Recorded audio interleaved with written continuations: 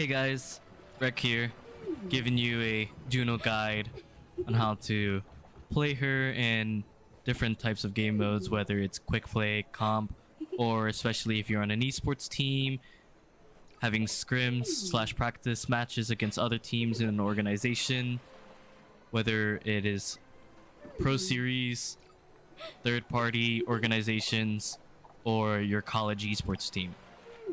Hope you guys enjoy it. If you guys feel like I missed anything, or if you have any questions, please let me know.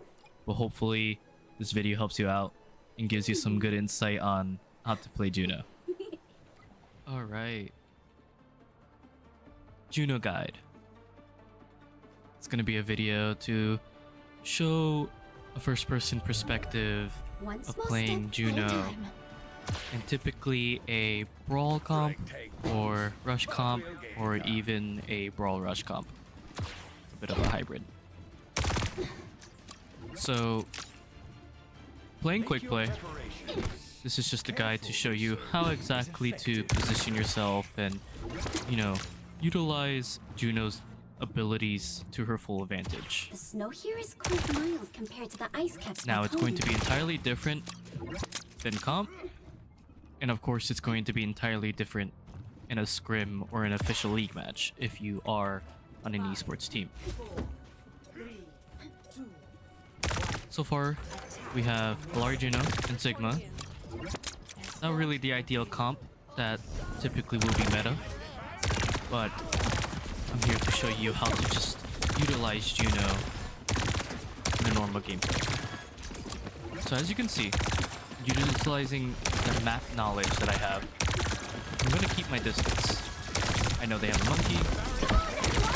I'm going to speed ring my Sigma out of there so he can get out of the bubble. I'll use my right click to heal everyone as much as I can. Do a little bit of damage. I'm going to heal my Alari. Unfortunately, I can't see my Sigma, so I will calm him. Come back.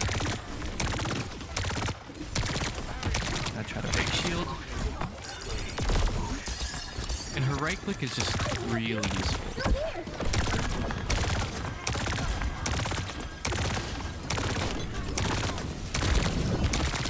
I'm now going to try to gain leverage by seeing the entire battlefield.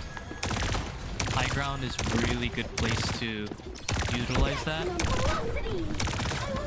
You'll be able to see the entire playfield.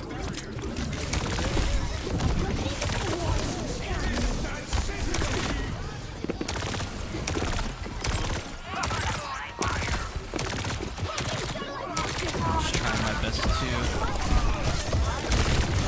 not get caught by that Winston. He knows that I'm a big threat, so he's gonna try to get me. So now that I know that the Winston is going to be trying to dive as much as he can to me, I'm just going to have to play a little bit back. So it's okay to change up your play style. So even though I'm playing a passive aggressive style, I'm going to have to start playing a little bit extra passive this time. Going to speed ring my team. Going to heal my teammates. And just do a little bit of damage. I'm just gonna wait for these guys to push up. So I know there's a tracer over here, so I will have to be careful. So I'm going to position myself in a way I can see everyone, but not also be in range of tracer in case she dives on me.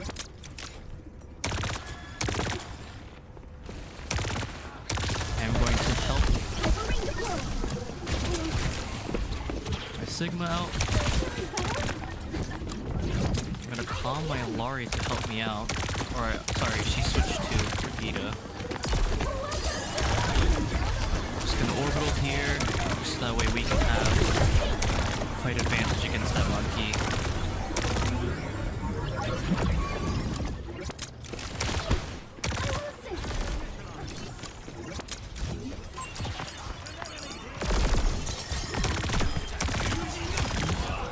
That was a really bad play from Genji right there. As you can see, see Monkey is looking for me, but since I am with my tank, he decided to back off. He doesn't have his supports with him. He only has one support, I believe. I'm going to use my right click to heal my Sigma a little bit. Get my Sigma out of there. Unfortunately, he did die.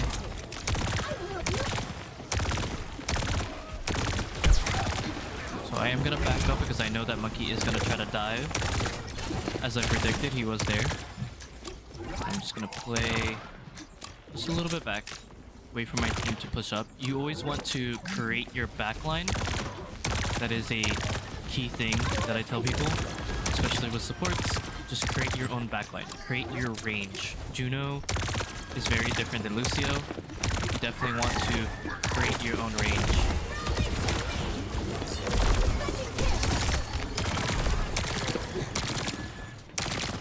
So now, I'm just going to speed ring above, just that way we can get that extra mobility.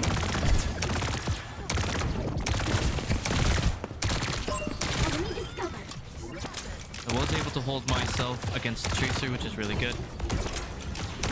I'm just gonna speed ring my team, just so that way they can have a bit of a fight here. Wasn't able to save my Bastion, unfortunately.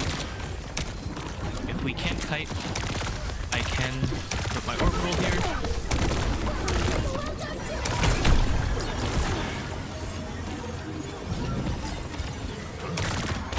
Wasn't able to find anyone with my right click.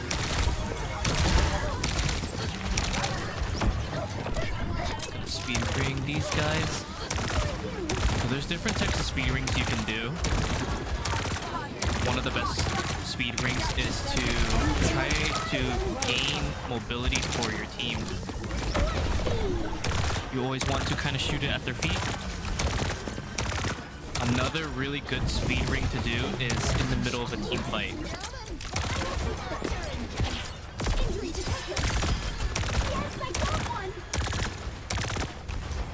So as you can see right here, I'm just speed ringing my Hog, just so that way he can have extra mobility to take care of the Ashe. I'm just gonna try to play this passive aggressive style, and right now I'm on the aggression. Help him with a little bit of damage. I'm just gonna keep speed ringing him. I'm just gonna be with him. He's confident in his ability. He knows he can handle himself. He's building up that ult charge. We're pushing up with some ults here. I'm gonna try to be away from the Ashe, and then I'm just gonna speed ring him out. Get some heals on him, and I'm almost with my orbital again. I'm just gonna play it safe.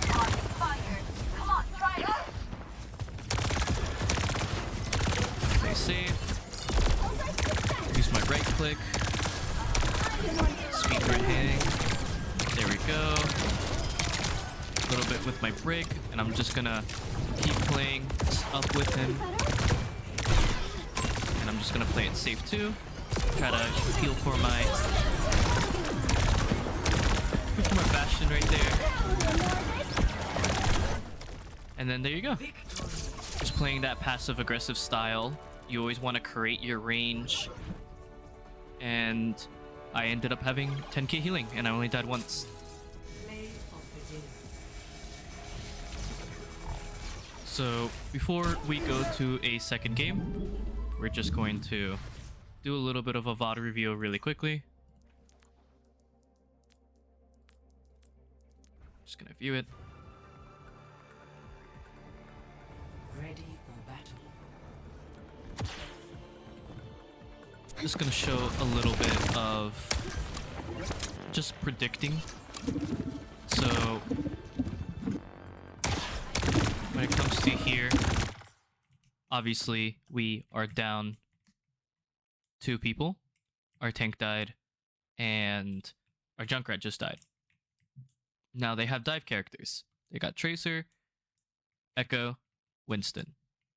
Now, I know my brig is right here, so she is going to be a little bit out of position. They might be able to have the jump on her, but hopefully she's able to escape through here. And I'm sitting right here. The best thing to do is just kite back. Don't stand here, don't wait here. Just kite all the way back.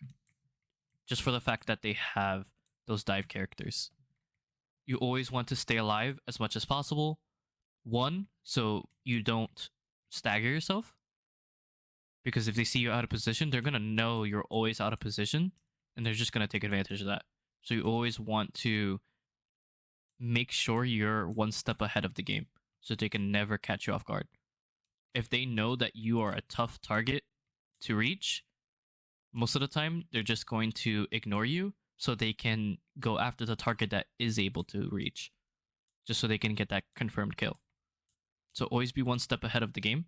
Even though they're right there, they're still dive characters. They can easily have the jump on me. So best way is to move all the way back.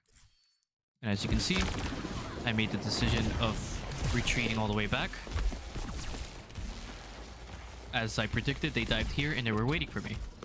So I just waited, and I created my very own backline. I let my team push up, and I just create that range. So one thing I'll mention is typically when you're on the road and you're driving a car, you will drive and stop at a point. If you're at a light, a red light, and you're stopping, you typically want to be one car length away from the first car in front of you for safety reasons. Same rule kind of applies. You want to be around 10-15 meters away from your team.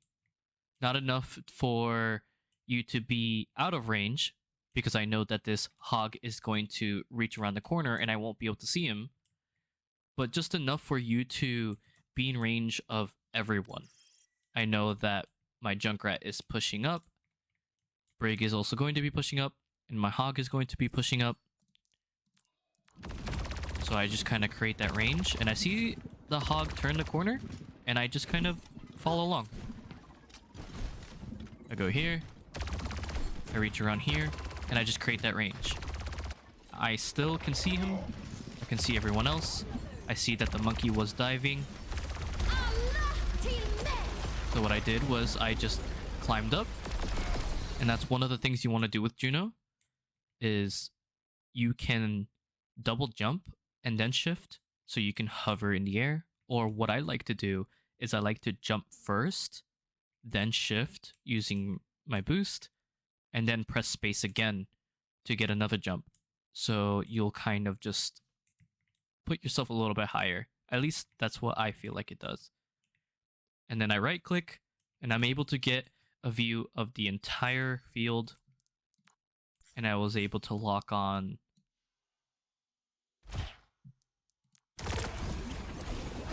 to 3 of my teammates, and also the monkey as well, which also helps deal damage. And I wasn't getting focused on because I was just not in the middle of that. And there was no need for me to speedring. There was no need for me to gain that sort of mobility for anyone else, because in case I did get dived by the Tracer, or let's say the Echo flanked around and did dive me, it's totally normal for you to use speedring on yourself. As I said before, the longer you are alive, the longer your team stays alive. So it is totally okay for you to use speedring selfishly. Of course, if you're playing in a scrim or a league match, you typically want to save speedring for your team if you're playing a brawl/rush comp, which typically you're going to make plays where everyone's together. Though, in a quick play or comp setting, it's okay for you to totally use speedring on your own. So I know my team is safe. I'm still in this back line. There's no reason for me to push up. I'm creating my range. I'm always going to keep that consistent range. Now, Brig did push up on her own, and I know Hog is going to, which is why I put speed ring. It's a bad speed ring, but it's enough for me to be mobile and fast to reach my Brig, but she backed up. So I know Tracer was trying to get me here. Thankfully, my Junkrat was able to save me, but if I did save my speed ring, I most likely would have put it for myself. Now, I'm 80 on ult. I know my Hawk is pushed up. And here is the key moment that I want a lot of people to do. So as you can see, the enemy Juno did the same thing. it is totally okay to put a speed ring during a fight. If you put it during a fight, your team is going to get extra mobility. They're able to move faster, and the fact that they're able to move faster, they're going to be harder to hit, but they're also able to reach their target quicker. So it is totally okay to speed ring in the middle of a fight. There is times that if I see a middle of a fight happening right here, I'll speed ring this corridor, this hallway area. Totally okay to speed ring in the middle of a fight. So there's 3 ways to speed ring. One is to speed ring ahead for your entire team to use. So in case if like they were here, we were here, and they're up there, I would then throw a speed ring for everyone to rush forward. 2 is to speed ring in the middle of a fight, just so you can get that extra mobility. Same with Lucio's speed amp, though the speed ring is consistent in one area, instead of Lucio where he's going to be consistent around his AoE speed ring. So that is why it is good to speed ring in the middle of a fight, so it's consistent. So if they are fighting here, as you can see, they're just going to get that extra mobility.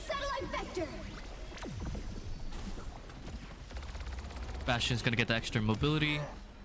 He was able to get the Echo. Echo got rezzed. They popped their orbital. I was 90 on mine. And I know that they popped Primal. So I kind of just used my mobility to get out of there. I wasn't able to save my Bastion, unfortunately. But I was able to play this sort of passive-aggressive style. I was coming up on orbital. I knew that the enemy was here, so I just kited a little bit back. It's totally okay. I don't want to get caught up in the middle of all that. So I just dropped down. My cooldowns were coming up. Hyper ring deployed. And I just popped hyper ring there. Even though it was a bad ring, Orbital ring is ready. it was just enough for my hog to pop up and for me to get that speed ring as well. And then I just pop orbitals just so that way we can initiate that rush. We can gain that sort of leverage. I was trying to lock onto the monkey, but he was kiting a little bit. And he's just by himself.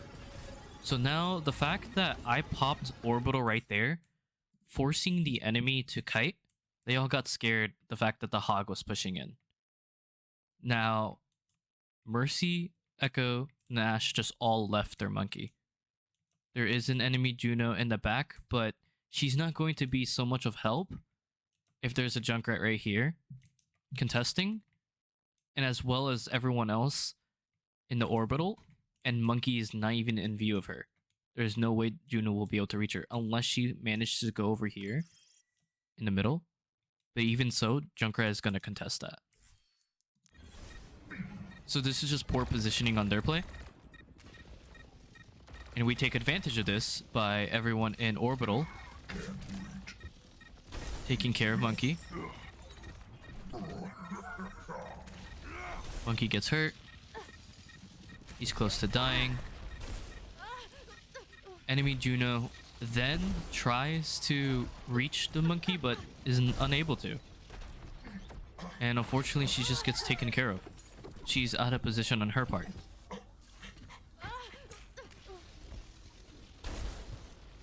And as you can see, I'm creating that backline. I'm not in the middle of a fight because I don't want to get dynamite. I don't want to get sticky bombed. I don't want to get hurt by Winston's primary fire. And of course, I just use speed ring for me, Junkrat, and Brigitte to just kind of engage into this fight. We can just speed it up a little bit. Adaptive circuits engaged. Roadhog. And that's just another speed ring used to kite. That's a good way to use your speed ring as well.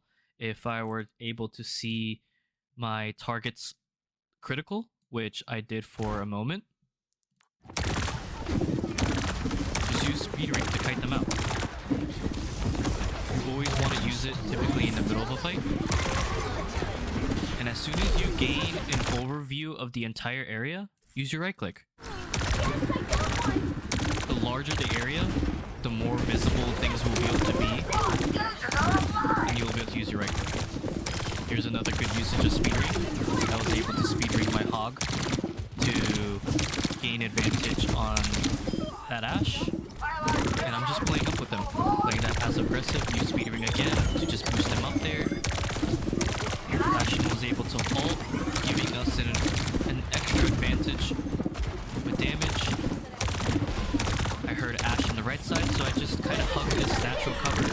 That's one thing that's really useful for supports. You do not want to peek. You never know if that Ashe will miss her shots or not. So I want to be able to give that respect to this Ashe. She can be the worst Ashe in the entire game, but I'm still going to get the respect to her just in case if she might end up hitting that one shot that could easily kill me. So I hug natural cover. I stay here. She used dynamite on my brig and my hog. I don't need to worry that she's going to dynamite me. And I just hug natural cover. There's natural cover here, and right here. So I heal my hog.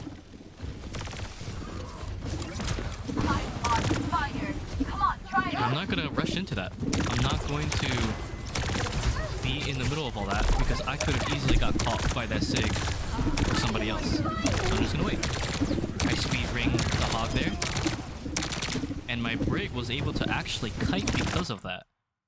Just for the fact that I was able to use that speed ring, she was able to actually be able to get out of there safer.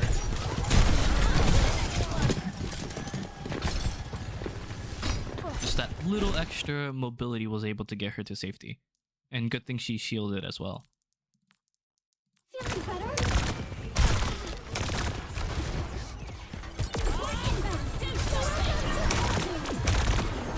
So I did orbit to save our Bastion. And game is over. Alright. This is another quick review of some Juno gameplay. This time I was in comp. I will be showing a couple clips that I took while in a scrim. So you will be seeing Juno gameplay from quick play, comp, and in a professional environment like a scrim / practice match against another esports team. So, first of all, comp gameplay.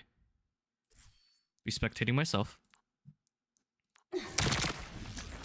So as of here, Orion is dead.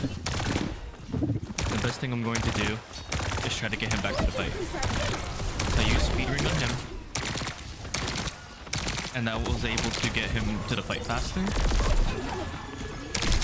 Now, one thing that I will mention is just watch my ult charge. So before I even started the fight, I was about 30, almost 40. Now, as soon as I bring Ryan back, start healing my teammates, I was able to lock on to several different targets and my teammates.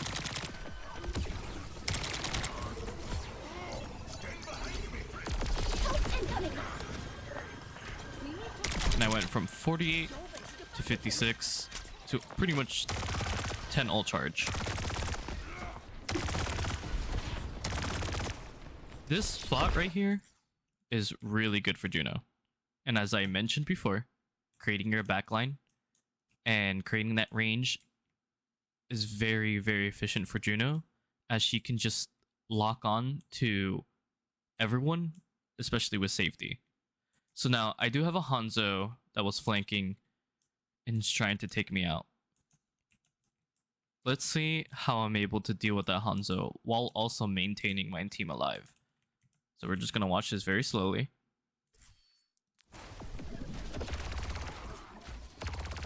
I hear the Hanzo and I speed ring myself, and I just kind of stay around it.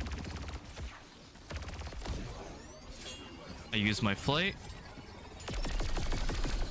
And I lock onto several different targets, including healing my teammates. Let's rewatch that all over again. This time, first person point of view. Side speed ring. Damage him a little bit just to put pressure.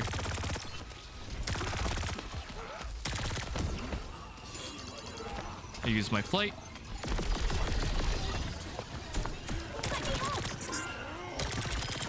So not only was I able to heal my Genji out of critical and my Rhine, I was able to deal damage to both the BAP, the Genji, and the enemy Winston, which allowed my Mei to just kind of follow up, kill the BAP easily, and I believe she gets the kill on the Genji as well. No, he got away. Okay.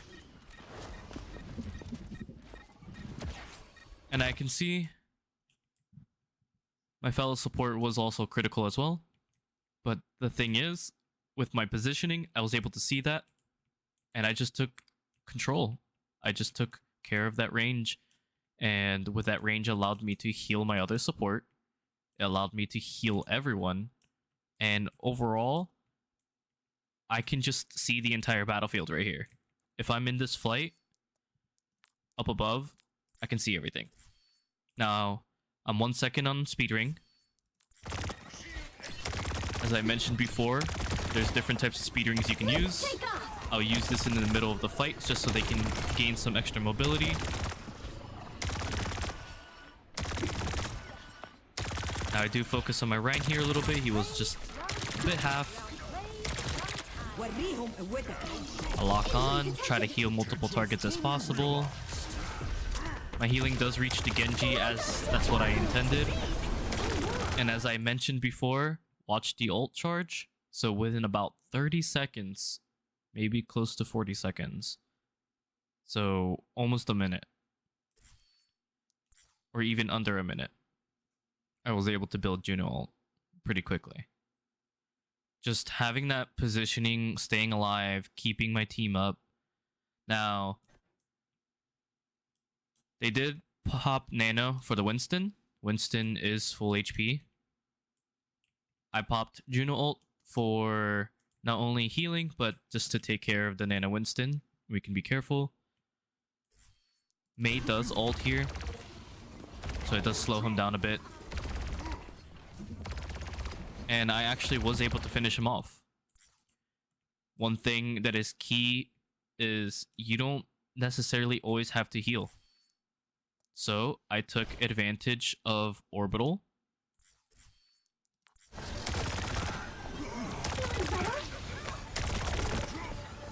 And I just focused a little bit on damage. And then after we got the Winston, I see the BAP. I speed ring my Rhine. He can be a pretty slow character. As long as he doesn't use his charge, he can be pretty slow. But with speed ring, it could get him to a fight so much quicker, and he will be very lethal in the front lines. So that's what I did. I speed ring him to the BAP. That BAP is now in trouble. He misses his jump. Ryan was able to take care of the BAP. And the enemy Genji was able to get the Hanzo that was in the room as well. So overall, now we just have that fight won. So I do take this high ground position. And I do back up. I know they have a monkey. I don't want him to dive me. If I stood up there, he could get me, or maybe their Ana could snipe me, their Hanzo could snipe me. I'm just gonna create that range, create that backline. There's no reason for me to be up there. Now I see our team backing up, so I do give them that kite advantage with the speed ring, but I also give Ryan that mobility to charge in, but he looks like he was trying to go for the Genji, and unfortunately that Genji was able to dash away. I will fix that. So even though I did pop Orbital, just healing my teammates a little bit got me to 30 ult charge. Now, as you can see, Monkey is waiting for that dive. he knew that we were a big problem. So that's why he just waited. I knew he wanted to dive me. So that's why I kind of just went out of the way. Unfortunately, he did kill my Mercy, and he also killed me afterwards. I wasn't able to save her. And that sort of dive just got the jump on us. So not all the time your positioning will be able to save you. I did save speed ring for myself, it just wasn't enough. He was able to dive me. So it was a really good play on Monkey's part, but it looks like it was just going to be a big reset right there. So Ryan does try to take care of it, but unfortunately it just wasn't enough. The Winston primaled, Hanzo ended up killing him, etc, etc. Anyways, I tried reaching him, it didn't work out, but we can fast forward that. Combat systems optimized. So even though the monkey did dive on us, I was able to get myself out of there. Let's speed this up a little bit. Let's take off.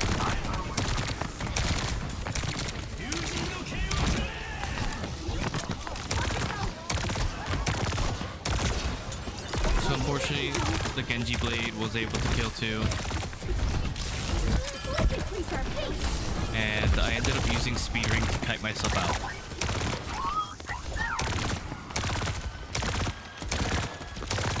Now this tank is getting double pocketed, which I'm perfectly okay with. We must accelerate. I did use speed ring to kite him back. And after that, I just lock in, and I know he's rushing in. I'm gonna rush in with him. I'm gonna play this passive aggressive style. I'm gonna pop orbital here. And we're just gonna use speed ring in the middle of the fight to give me that mobility. Now, I did a pretty risky play. Very risky, actually. We're gonna go 5 seconds back just so we can evaluate what happened there. So, Orion was pushing. I was able to use speed ring on him to kite him back. I was on cooldown. Now, I rush with him. Welcome to orbit. I pop orbital. And staying in the circle was just something I wanted to do. I popped speed ring right in front of us, and I was able to just stay there. I quickly got some damage in, and I just used the speed ring's mobility to get myself out. And they all just ended up scattering around. Monkey ends up diving back to his team. I was able to support my Rhine. Into just healing him. And we were able to get that kill. Now, there was a ping. There was comms that they needed help in the backline. So I did divert my attention to that really quickly. Quickly heal my Rhine. Hyper ring out. Taking care. And I kind of just play around speed ring. Which is totally okay. Juno is hard to hit. And with speed ring, she's even harder to hit. Now, unfortunately, they were able to die right here. They did nano the monkey. Just using Juno's ability, I was able to just easily kite that. I went back, Let's take off. speed ring those guys, and already we're back in the team fight. Took about nearly 10 seconds, I would say.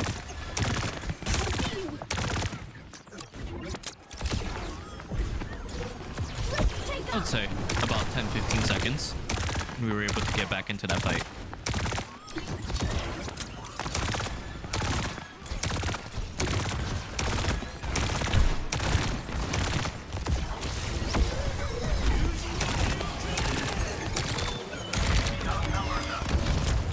Feeling better? I am on fire. unfortunately, we all died here. I did end up dying here too. I wasn't able to get myself out of safety. I believe I do get rezzed here, actually. Yeah.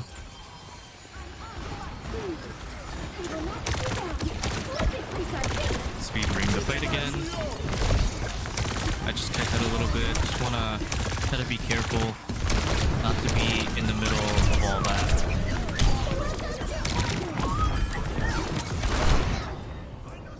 So this was a really risky play. I mainly did it for the sake of my team to push. I don't know if Ryan didn't have charge there. I could check.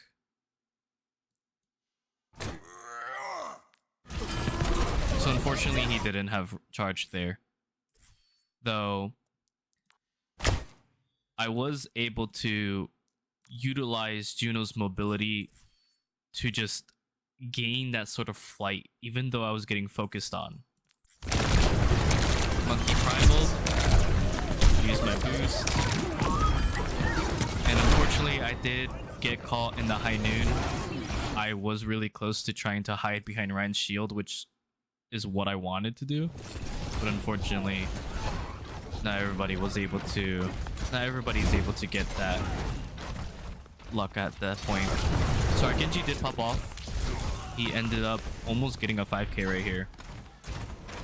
So I just come back and I was able to speed ring our Bastion. And we just get back to that fight. Come on, everyone!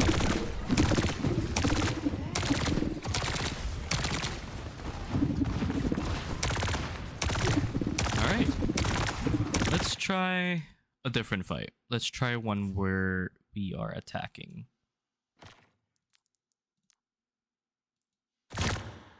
Ready. Let's try this one.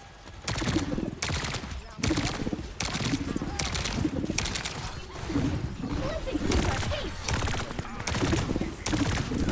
Emergency treatment implemented! I think this was just unfortunate.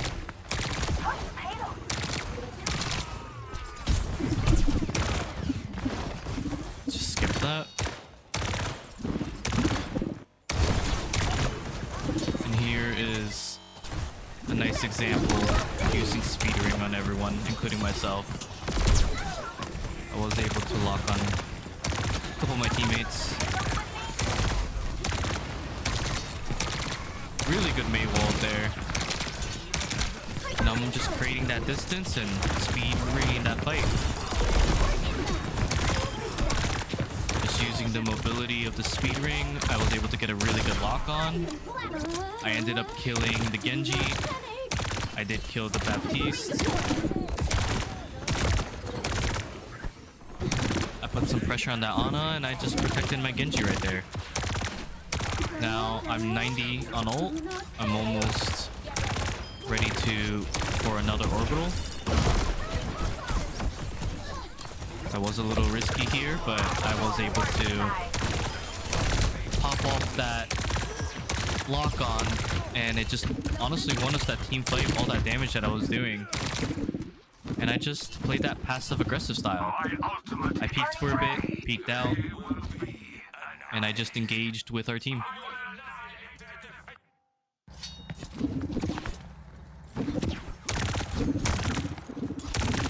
Hyper ring out! I hyper ring right there for our Genji, and I just engaged a fight with Orbital. So they do have 4 ults and 5 coming up, but let's see what they do here. So I pop Orbital. I speed ring myself and Genji. Do some damage a bit. So it looks like they do pop window.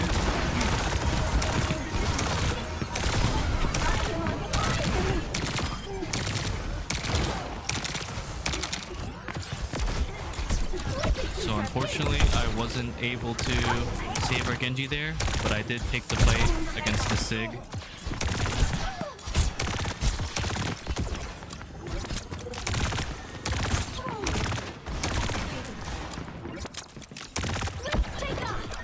speed ring my teammates there.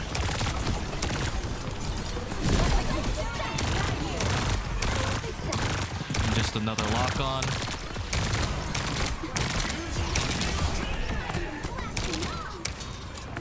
That Genji wanted to get me, but he couldn't because I was just in the speed ring's mobility. Unfortunately, I wasn't able to kill Sim there because she did get antied. And even though I did pop orbital, I'm already at 50. And we won. And that right there was a comp match with Juno. Alright. One thing I've been requested is orbital. So with the quick play and comp match, I have gone a little bit of everything on how to speed ring, using your orbitals, overall just positioning, creating that backline, creating that range, and being able to be in control of the entire fight by visibly seeing everything. Now, I will brush up a little bit about orbital. So, orbital is entirely okay to use for your teammates. As an example, if your teammates are at critical health, it is totally for you to use orbital to just kind of get them out of there, and then also lock onto multiple targets and deal more damage since you're in the orbital. It's totally okay for you to do that. Orbital is also a really good way to engage in a fight. So if I am starting a fight right here, let's say this is a team fight, my team is here and the enemy team is over there, I could then use orbital, jump up, lock on, and just engage into that team fight. Especially if you're calming with your team, you could always just use orbital as a fight starter, or you could use it to just heal your teammates. Mainly, the best option is to use it in the middle of a fight. And if you're wondering what's a good orbital placement, I would say a good orbital placement would be directly on top of like team fight. So if I were to try an orbital, I'm gonna grab a quick ult charge. If I were to orbital a team fight right here, if this was like a hallway and this led to an enclosed spot like this, then I would probably orbital around here. I would have my team around choke, engage, orbital, and engage like that. That's how I would put my orbital, and I think orbital should be like that. Most of the time I have seen people will pop orbital probably at this distance and then speed ring into it, which can be okay since the duration is pretty long, but they can just easily kite that back. One of the best options is to orbital directly onto the fight as soon as it's engaged. It might be a little bit of a risky play, but if you're able to just utilize Juno's ability, and one of the best ways to do that is jump first, then shift, and then jump again, and you just gain that height. And combining that with speed ring, you can just speed ring and just kite back, creating that backline, and pop orbital right there. Enemy over here. Hopefully that gives a little bit of insight of what you can do. And if you pay attention to the quick play and comp match, you were able to see that I was able to put orbital directly onto team fights, healing my teammates, and just gaining that sort of advantage on just winning that team fight overall. Alright, hope you guys enjoyed this video of me doing a guide on Juno, from live coaching in the beginning to reviewing a quick play match to then reviewing a comp match, orbital placements, speed ring placements, and overall just positioning, creating that backline, creating that range, and just utilizing Juno's kit for your full advantage of the team fight. Now, I do have a few clips here that I will show in a second of me performing Juno in a scrim, so you can see how it can be a little bit different when it's in quick play, comp, and then when it's like actually being on a coordinated team for an esports team. So I will be showing that right now.